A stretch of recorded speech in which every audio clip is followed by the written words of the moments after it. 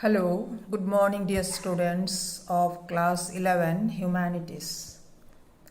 Today I am going to discuss with you chapter 2, Emergency of the Colonial Economy, that is British Revenue Policy, and here your syllabus specially mention the permanent settlement. Now try to understand there is a type of land revenue policy under British. The British conquest of India 1757 till 1857, the first war of Indian independence, 100 years.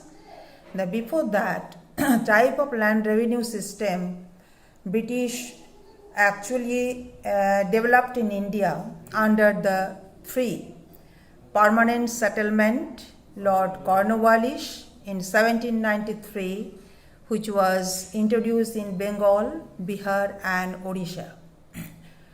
Raithwari system, it was Thomas Munro 1820 in Madras and Bombay. Mahalwari systems, which was Lord William Bentinck in 1833 in central provinces and Punjab. Now try to understand very carefully, which is very clearly mentioned in your syllabus, that is permanent settlement. I already talked about other two systems, Raithwari, here Raith means peasants or cultivators, which was 1820 Thomas Munro introduced in Madras, Bombay, that is also not mentioned in your syllabus. And the another one, the last one, Mahalwari system, which was Lord William Bentinck introduced 1833 in Central Province and Punjab, that also not in syllabus, but here clearly mentioned. You have to study thoroughly in permanent settlement. Now I'm going to discuss with you the main features of the permanent settlement. Lord Cornwallis introduced the permanent settlement in 1793 in Bengal, Bihar and Odisha. Under this system, Jamindar were made the owner of the land to pay a fixed amount of revenue. I repeat again, fixed amount of revenue. That is a permanent basis. The second point, the local Jamindars were to collect revenue from the peasants and pay on time. Shall I repeat again? Pay on time to East India Company. Here for your kind information, I wanted to tell you, the East India Company, it was founded 1600 and they ruled India 257 years, because after 1857 their rule came to an end in India. Now try to understand once again, I want to repeat once again the second point. The local Jamindars were to collect revenue from the peasants and pay on time to East India Company if crops failed due to flood, drought and famine. Because you know very well, the Indian climate depends on monsoon. If there is no monsoon, naturally it affects drought and famine. The third point, the amount of rent to be paid was fixed permanently. Shall I repeat once again? It is fixed permanently with no scope of revision. That is a permanent settlement. The Jamindar acted as the agents for the government and the cultivators became the tenants. Now you can see the what miserable condition our peasants suffered according to the permanent settlement. Now it is clearly mentioned your syllabus. You have to study it is in two angles.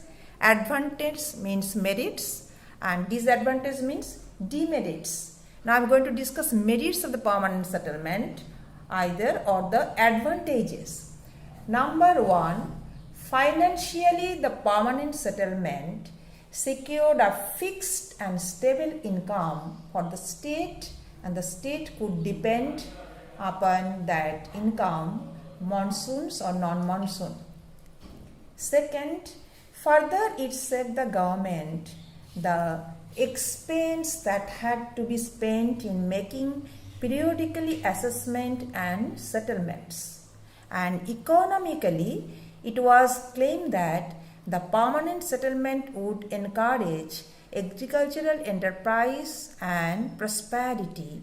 Wasteland would be reclaimed and the soil under cultivation would improve. This is the advantage. Now try to understand the last point, today's discussion, that is demerits or the disadvantages. The permanent settlement turned into an engine of exploitation and oppression. It created feudalism at the top and serfdom at the bottom. Financially, the state has proved to be a great loser in the long run. And most of the jamindars did not take any interest in the improvement of the land, but were merely interested in extracting the maximum possible rent from the peasants, that is ryots. The cultivators had no incentive to improve the land. And another point, it is very important, the jamindars were required to deposit the revenue in the government treasury by the sunset law. Here I repeat again, sunset law. Before sunset, they have to deposit the money of the last day fixed for the purpose of failing which the lands were confiscated and auctioned. The sunset law created so great insecurity that one time no bidders were coming forth. Actually, these frequent changes in the ownership of land affected adversely the condition of the cultivators.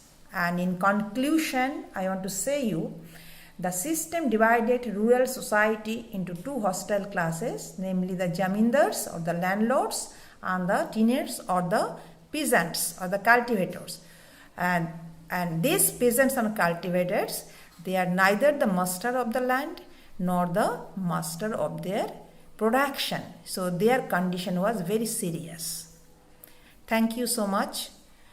Study well, stay safe and stay at home.